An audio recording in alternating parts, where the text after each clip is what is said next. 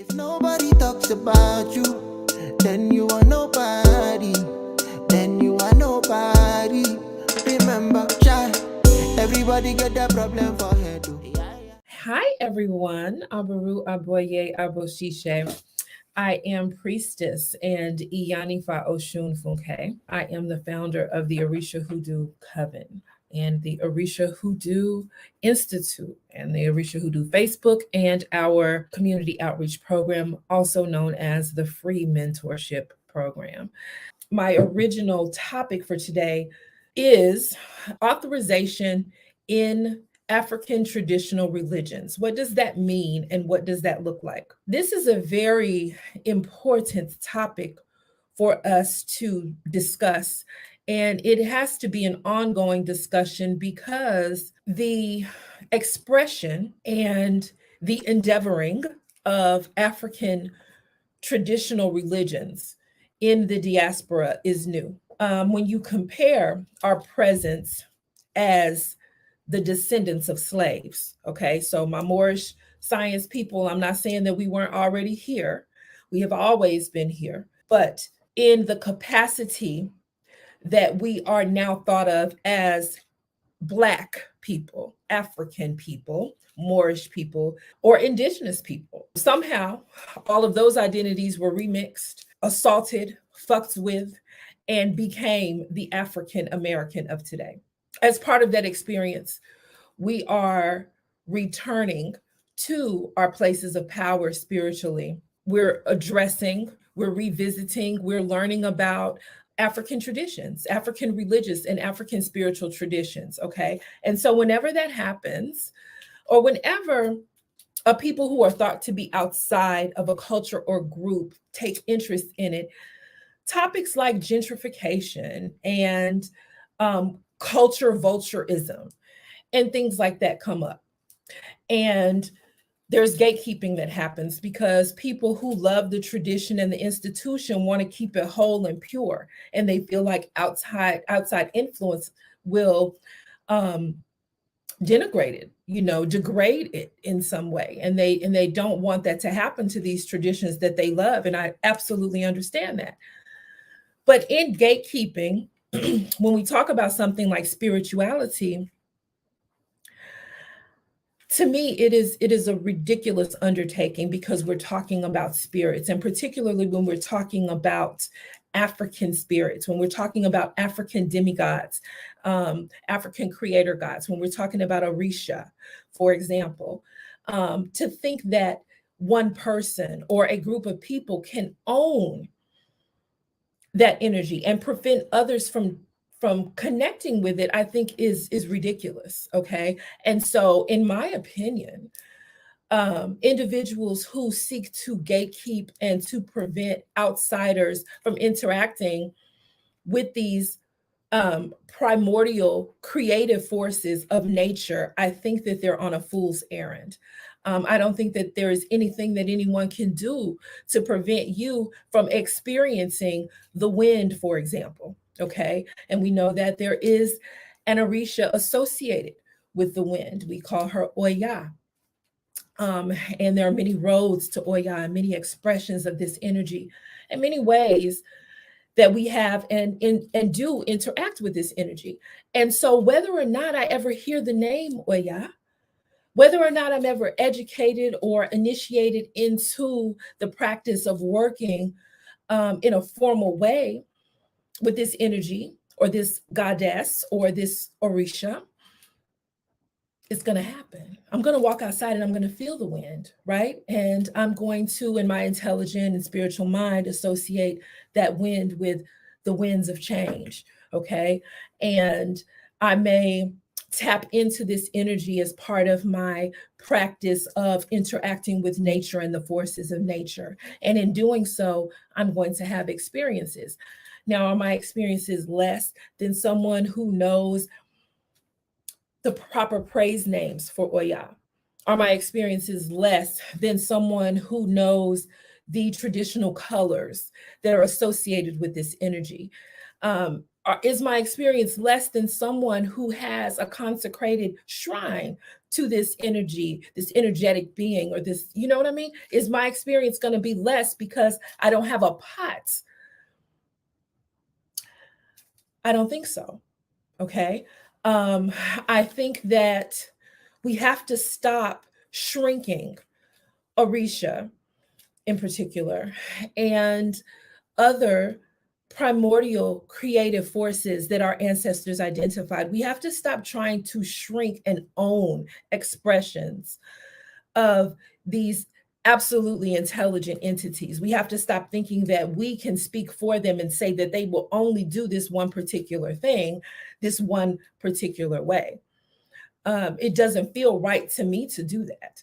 I don't feel, even as an Iyanifa, even having the authorization to work with Orisha, my own experience, pre and post initiation, tells me that the Orisha can and will do what they want and what they need to do because they work on our behalf. So they will do what we need doing. Okay. And they will utilize the roads of least resistance to do so. Or if they find resistance, we know in the case of Oya, she will just come through and blow things away that are an impediment to her intentions, okay, or to the intelligence of this energy and the work that they were assigned with by creation. So that's kind of what I'm talking about today. That's a big part of what I wanted to present to you today is the fact that I feel that individuals who are spiritually practiced, okay, and proficient enough to know how to interact with divine creative forces, I think that they can do that. And I think that that comes natural to a great many of our people because many of us are from a priestly class. Especially if you're here today, if you are a person who is seeking spirituality, a person who's drawn to it, a person who wants to learn and serve, that is probably a part of the script that's in your DNA. And so, for those of us who answer that call, for those of us who are tuned into that frequency, we're responding to something that is also primordial, that is also connected with our purpose for existence. Okay. Everyone has an Ori, even Orisha have Ori. Okay. And so, when we are in communication and connection with our Ori, and we are tuned into our purpose, and we are endeavoring to fulfill that purpose, we're going to do it. However, we find the means to do it. That's how come we all have that super sanctified churchy auntie who loved the Lord. It wasn't the stringy hair white Jesus that she was enamored with. It was Christ's consciousness. It was the understanding that she and we all are connected to creation in the very same way. It was the understanding that I am not my sister's keeper, but I am, in fact, my sister. And knowing that Auntie had a purpose, which was to serve and to heal and to intercede and to pray for people because she knew that there was something about her and the way that she prayed, the connection that she had to the source that she was praying to, that would get things done a little bit faster, perhaps, than other people. Okay, so that aunt, that churchy sanctified aunt, used Christianity because that was what is available to her. That was what was available to her historically, what has been available to us. So we utilize that means of carrying out our work, which is to priestess or to be priest, okay, to be spiritual workers and light workers and healers in our community. And so, just as our churchy auntie did her thing, we will do our thing. And we are fortunate to be in an era of information where we're able to reconnect and remember, which means to put things back together, right? We are remembering our traditions. And unfortunately, that's making some people uncomfortable people who have sometimes appointed themselves as governors and police of these practices and bodies of knowledge. But then you have within these systems people who are charged with um, protecting the information. And it is, after all, occult information, you guys. And so it is protected. It is intended to be protected from the very beginning, from its inception. It was meant to be protected, and not to be something that the average person can just run wild with. Why? Because we know the nature of men, right? We know that people tend to be self interested, and that people tend to run hot and cold, and very few people work hard to walk that straight and narrow road. Um, and so when we're talking about primordial power and the power to build, kill, and destroy, it probably is for the best that every old psychopath doesn't have access to our ancestral information and the traditions they're in. So I don't really have an answer for you today about whether or not it's right to gatekeep information in communities, because I can see how the need has arisen, and I can see why there would be concern. But I also believe that we are in such dire straits as Africans in America. Remember, I said earlier, a wretched thing, and that's not my own words. That comes from a lot of Renaissance writing, and the African Renaissance, or the Black Renaissance, and just ideals about what it means to be a Black person. Why that terminology has even been applied to us, because very few of us are Black. This dress I'm wearing is Black. None of us are this, right? But just that whole terminology, the psychology behind it, the way the black man, and I'm using that to apply to all of us, male and female, and every other expression in between. But there's something to how the Black man was created and remixed and tortured, and broken to become what we have become. Okay. That wretched thing that is spoken of in Deuteronomy, and we have to take great pains to peel those layers back and to find that pain and to address it, and then to reorganize and remember and become the greatest versions of ourselves that we can, acknowledging the trauma that we have collectively experienced. And so when we do that, we can't traumatize each other. We can't traumatize one another in our attempts to heal. We can't do that. But there's a tendency for hurt people to hurt people, right? There's a tendency for us to actually take on the characteristics of our oppressors as oppressed people. It's some Stockholm shit, y'all, and it happens all the time, and it happens right now. And so we have Black women bleaching their skin, and we have Black men. I'm not going to go down that road. But we have so many examples of where we have turned to the tactics of our oppressors and used them on one another. And I'm not even talking about spirituality, although I think that there are some alignments there sometimes. I'm just saying in general, this has happened. Even in my experience as a content creator and as a creator of knowledge, and one who ministers and preaches, my own original thoughts that have been influenced by my education and my lifelong study of spirituality, African spirituality specifically. I have people, those of you who follow me, and look, I'm ready to talk a little bit about it now, because for months I've been silent. But during the last quarter of 2021, my work was attacked. I was attacked as an individual. my credibility was brought into question, whether or not I was authorized to do the things that clearly I am doing. But all of these things came into question by people who have appointed themselves the police, literally.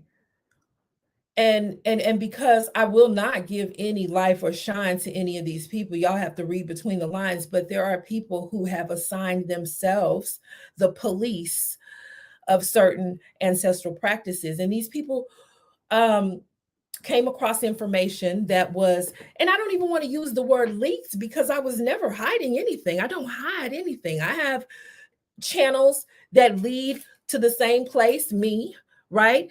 And there was information, but again, um these are occult traditions. And so while I don't seek to hide what I'm doing, there are things that I do that are done privately with the people that they concern. Okay. But information about an Aleke ceremony that I was hosting was broadcast on a very, broadcast is probably the wrong word. It was disseminated on a very public scale, which was never my intention for that to happen.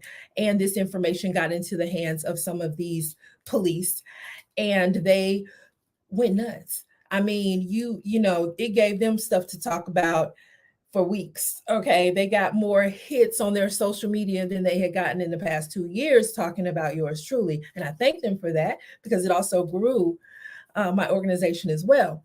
However,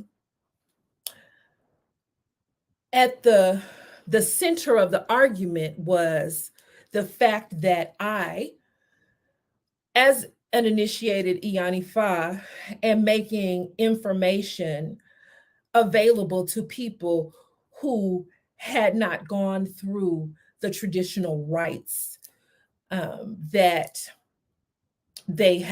people have been historically required to go through in order to receive that information. Okay.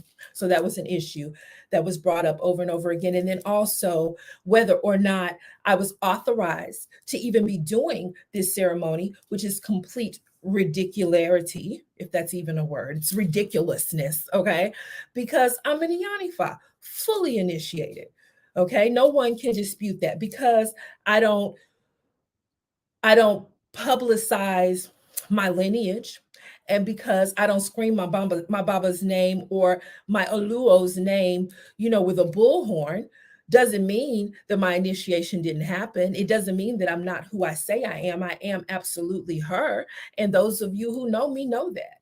I'm a scholar of spirituality and religion, have been studying it since I was 19 years old. I'm the daughter of a deacon. I've been to 5 continents, some of the holiest places on earth, studying um, people's relationship with God. And those studies are what, and those experiences and those understandings and what I find that is universal about them, those are the things that have contributed to the body of knowledge that I now present to those that I teach. So, am I authorized to do that? Absolutely. I am absolutely authorized to speak about my experience. I'm absolutely authorized to show what I know. And not only am I authorized to do so, I am charged. I'm charged with that that job. That's what I came here to do. My birth name means the name my mama gave me. My birth name means the shining one. I am an illuminator. That's what I came here to do. And so no keyboard warrior with an opinion is going to stop me from doing that. And the reason that I'm here talking to you guys today is because I do not want you to allow anyone to stop you on your quest for understanding, on your quest for remembrance and reorganization, on your quest to be the best version of yourself for yourself and for those that you are meant to help, those that you come in contact with. Okay. Um, So, what areas of our life does authorization govern, right? Or what areas of our practice? Because I'm not going to apply this to our whole lives. The areas of practice of our practice that authorization concerns are things like how to approach an Orisha. Okay. Now, if you don't know anything about Orisha, I apologize that I'm unable at this time to kind of go into that whole discussion. I would encourage you to join us in our Facebook group, which is Orisha Hoodoo on Facebook. Oh, I wish I knew how to put the little thing to run down at the bottom where it says all that stuff. I don't know how to do it. So somebody will be so kind to put into all the comments the ways that they can reach us. But Orisha Hoodoo Coven on Facebook, and we spell Orisha Orisa, which is that's how we spell it. And you can also find us on YouTube under the same name. Actually, no, it's not under the same name on YouTube. It's under my name, which is Priestess Osun Funke, and that is actually on the screen. So you can learn more in those ways. But going back to my point is, how does authorization affect our practice? Some people would say that it affects our ability to actually be able to be connected to and in communication with um, a deity. And I use the example of Orisha because those are the deity that I work with most often. I'll share a little bit of my personal experience and then I will share the common thought, and then I don't know where I'll go from there. We'll see. But my experience working with the Orisha. Okay, so let's talk about that. Let me discuss that term working with, okay? To work with a deity, to work with an energy, what does that mean? Um it means to interact with the energy. It means to experience it. Okay. In some cases, it means to be able to influence the movement of that energy and to direct it towards those things that we need or that we want to experience to create conditions, you know, to improve our condition. That's what I think working with an Orisha or a deity means. And so to do that, you do things like pray fervently, pray for that energy to show itself to you, pray for that energy to be present and active in your life, pray to be able to recognize that energy in your life and in the places that you visit and the people that you interact with. So, one, you can give reverence to it, which is very important. And this doesn't mean that you need to praise your neighbor or that you need to fall to the ground every time you hear the wind blow, but or feel the wind blow, but to be reverent in awe of the majesty of these energies and understand that every time the wind blows, it is the actual intelligence of creation itself acting in our life. And most of the time, it's acting on our behalf, but that's for another time. So when I say working with the Orisha, I'm talking about interacting with the energy, experiencing the energy, creating a relationship to the energy. And I don't say relationship with because we are talking about primordial forces of nature. We're not talking about people. A lot of times, people hear patakis or people they read about these energies and these beings online, and they get caught up in the human aspects of the energies as they have been presented, and they forget that we're talking about raw and pure creative energy. So while we may be able to say that an energy is male or female and that it behaves that way, because we know that female energies receive and male energies act, and so many other things, right? But people try to apply human thoughts and emotion, habits and things like that. They try to apply that to these energetic bodies, these intelligent bodies of creation, of energy, of thought. Um, and so that's a mistake, because whenever you try to shrink the Orisha, for example, into a human state, you're going to lose what you're going to lose a lot of the beauty and power of that energy when you do that. Okay. But to work with the Orisha, to work with a deity, in my opinion, means to create a relationship to that energy, to learn how to feel it, to learn how to influence it and direct it in your life.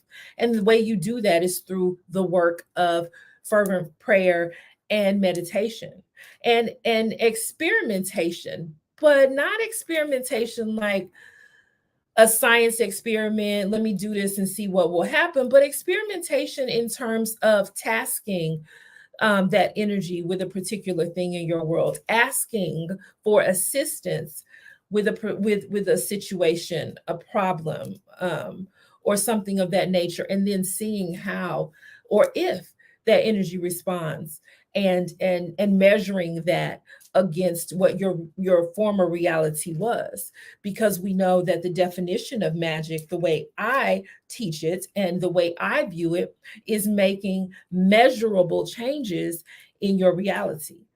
That's what magic is. So we're not talking about sleights of hand and making shit disappear. We're talking, well, sometimes you can make shit disappear, right? But not like right before your eyes. We're talking about um making measurable changes. Like, okay, before my life was like this, I didn't have no man. And then I did some magical working and some fervent prayer, and I called in an Orisha and I asked for assistance. And then I met a man. Okay. Things like that. I was having problems on my job. People were talking about me and out to get me and working against me. And so I went to an Orisha that governs the particular area of my life that I needed help in, which in this case is career and reputation. And so I went to that Orisha and I prayed and I asked for assistance. And now I can measure the changes. And so I know that assistance was had, okay, or was received. So that's what I mean when I say working with an Orisha.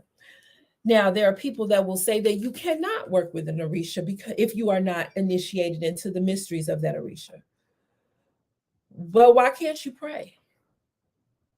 Why can't you do that? Whose permission do you need to be able to pray to a body of energy that exists, whether or not you call it the same thing as your neighbor? Why do you need permission to do that? Why do you need permission to do that? Reach out to an energy, work with an energy, experience an energy, then direct an energy, and then wait and measure and see if changes were made in your life. Whose permission do you need to be able to do that? Now, what you do need permission or authorization for are the secrets that are associated with these deity. And these secrets are comprised of ancestral experiences that were recorded and shared from generation to generation. And our ancestors did that in their wisdom to make it easier for their children to make contact with these energies, okay, with these energetic bodies. But you all can do the same thing if you do what I tell you to do and you make a grimoire and you record your experience in it for your children, so that they won't be starting from scratch and they won't wonder how they can have help in certain areas of their life and how they can begin to experience certain things in their life. You will create a roadmap for them to do so. So then your grandchildren and your children are not going to need anybody's permission to do what you have already done and told them it worked. I hope y'all understand what I'm saying. So if you want to do the things the way that they've been done by a particular culture, And there's value in that because recorded in those experiences are what works.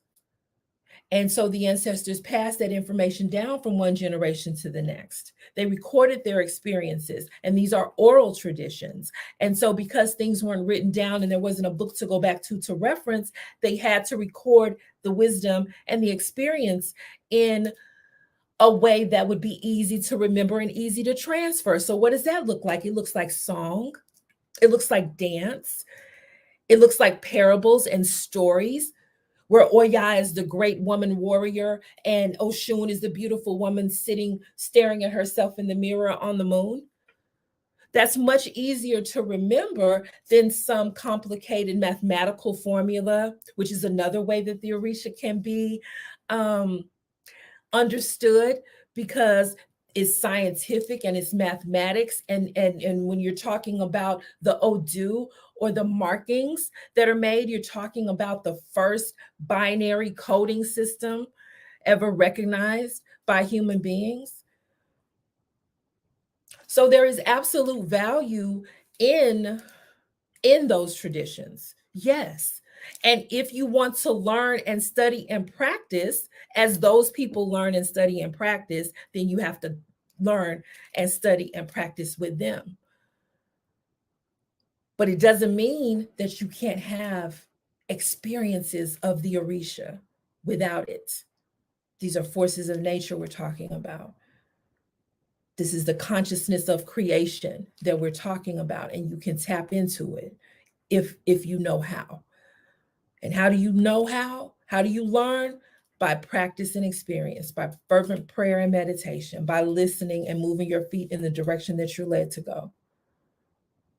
Okay. And so if you want to learn how to say things in a particular language, then you're going to have to be schooled. You're going to have to bend to the tradition. And you know, some people are going to do that. I have done that. I'm doing that. I'm still under the tutelage of Babalawo. I take classes as we speak. Every week I'm in class and I'm learning the tradition. Okay. But and there are aspects of that that influence my teaching. But because I'm also a student and a teacher, I'm able to assimilate information and then present it in a way that my students can respond to. Everybody is not going to do it that way. Everybody's not innovative when it comes to tradition. Some people don't color outside the lines. Okay. I do. I always have. So that's kind of what I wanted to talk to you guys about. That's pretty much it. I'm willing to answer questions because I'm sure that there are some things that I haven't. One more thing I'm going to talk about. Okay. So Orisha Hoodoo, what do we do? In Orisha Hoodoo, what we do is I'm going to read you something, or I may just refer to it. But rather than reinvent the wheel, I'll refer to something that has already been, and it actually wasn't that long ago, because I feel like and that's the reason I wanted to do this live, because I feel like I'm having to say the same thing over and over again because people just crawl out of the woodwork and they're always like, well, what are you doing? Well, how can you do that? And who initiated you? And what's your lineage? And all of this. And so none of that matters as it relates to truth. If you know, even in the case of libel, right? When you have, or slander, when somebody's saying all kinds of stupid and ignorant shit about somebody, the defense to that is always, is it true? It may be ugly what I'm saying. It may not be nice. It might not make you feel good. And it might, in fact, hurt your reputation. But is it true? You can't lie on somebody and destroy their reputation. But if you tell the truth, then it's just the ugly truth. And the truth is always sweet, no matter how bitter. And the truth is that I can do what I want to do, especially if what I'm saying is true. especially if the information that I'm sharing and giving people is helpful to them, which is the only thing that I'm concerned with, is helping my people.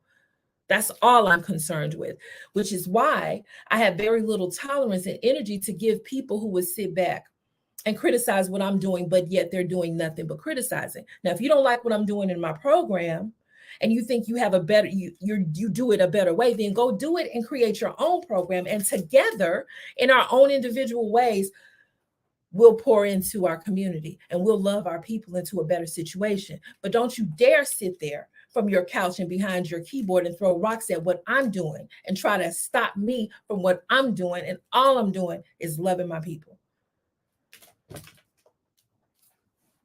So what do we do at Orisha Hoodoo Coven? We use echoes of ancestral power and belief trapped within the Christian cloud of consciousness to manifest change in our lives. This is Hoodoo. So like I spoke to you earlier about that super Christian auntie that we had that used to spontaneously get happy, as we call it down south, or catch the Holy Ghost and shout and praise God and give people prophecy and pray for the sick and lay hands on the ill and that kind of stuff.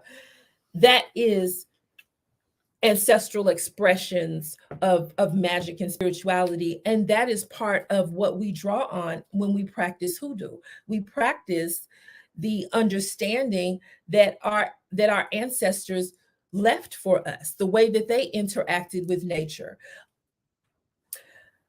An enslaved person who was brought into the Western Hemisphere from Africa, right, as chattel, as property.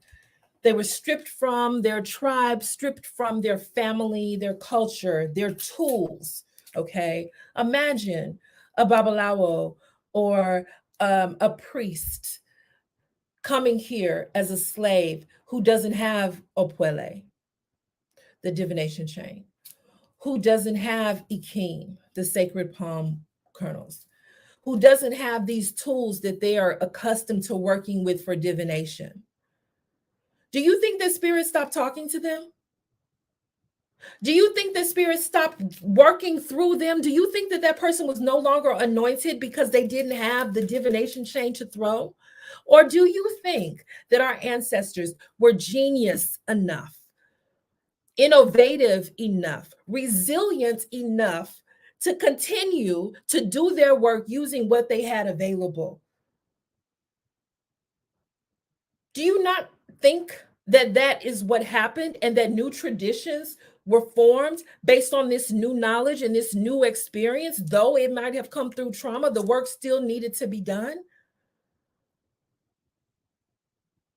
So if it could happen with our ancestors, and now four pieces of coconut shell is an accepted form of divination, how come we can accept that, but we can't accept a person throwing bones? How can we say that we can trust what's coming through the coconut shells because they've been doing that for a few hundred years because that's what they had, but we can't trust this new technology that, which isn't even new, that the Orisha are speaking through? Now, are we going to say that the Orisha can't only speak through one language, one technology? So when we use hoodoo, we use, and when I say we, I'm talking about the Orisha Hoodoo Coven. When we practice hoodoo, we are tapping into African American folk magic. And what did our folk do? What they could, what they had to. And they used what they had available to them. So maybe instead of cowries, they used pennies, but it was probably very hard for them to come by pennies. But maybe they used coins. Or maybe they used chicken bones, or maybe they used some other little trinket or item that they found that had a significance to them. And they created a collection of items that they were in communication with the energetic aspects of, and they learned to read using those items. But did the Orisha stop talking, though, is the question.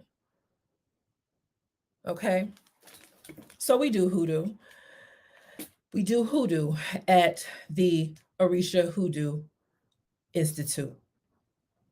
We also venerate our ancestors according to traditions. We observe and obey, and with proper training, direct the creative forces of nature. This would be Loa, this would be Orisha. This is voodoo. Okay. So we have shared, and we understand that these demigods, that these Orisha, that these Loa are forces of nature, that they are creative, that they are creator gods, and that they are always at work in our reality.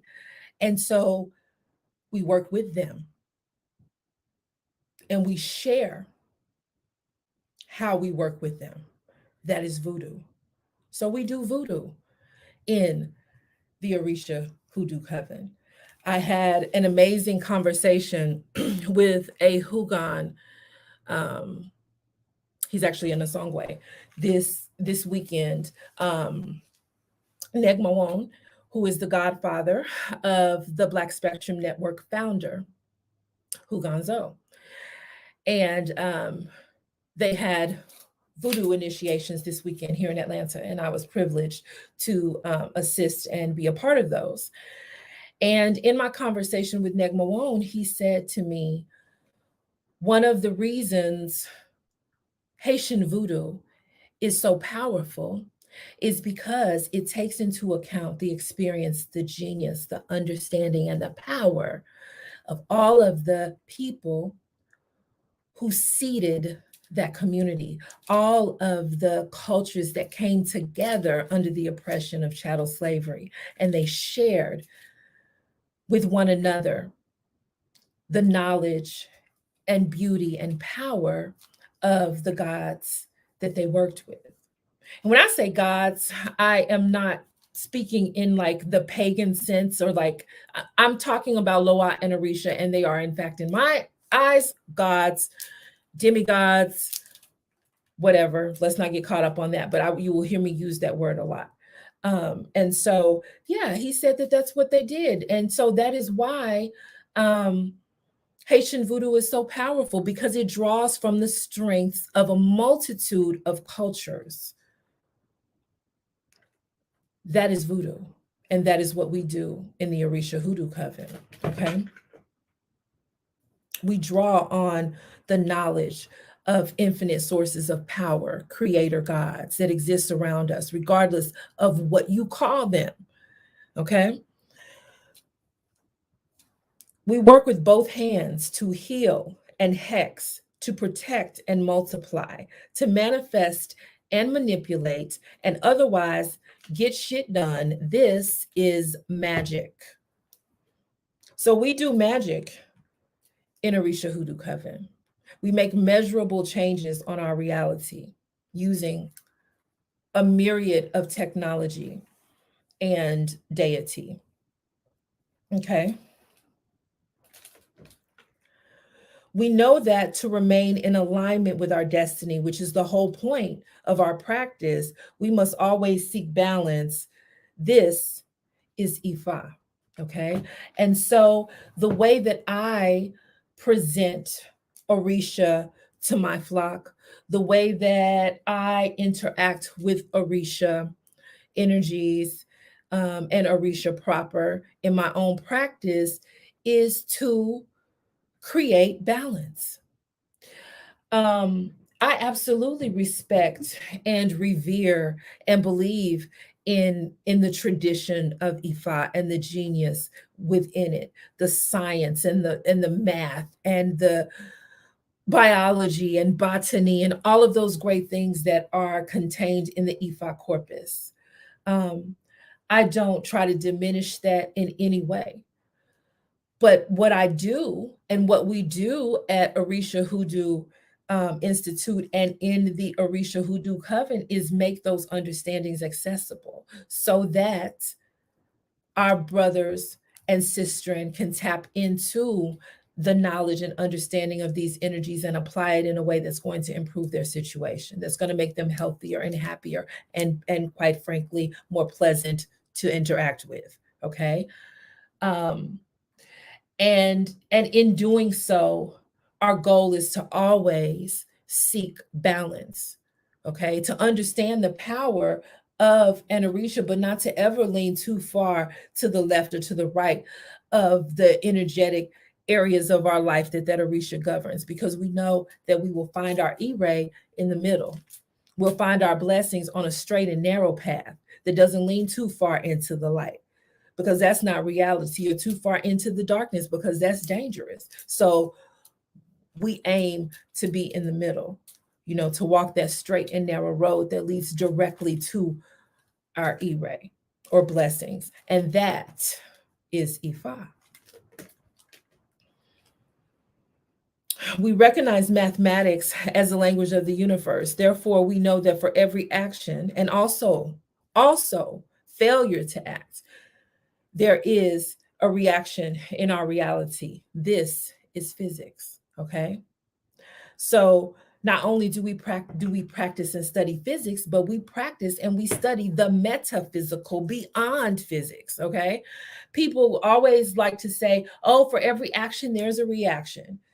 But for every failure to act, there is also a reaction. You can sit on your butt and all kinds of things will happen to you. Okay. A lazy person is probably one of the most acted upon individuals that there is.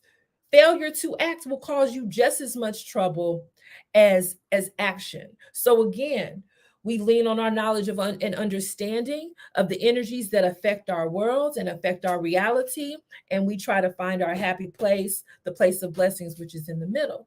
But in order to do that, we must learn to measure energy, to interact with energy, to identify energy, to alchemize and transmute energy. And that is physics and metaphysics. Okay. And that is also part of what we practice and teach in the Orisha Hoodoo Coven and the Orisha Hoodoo Institute.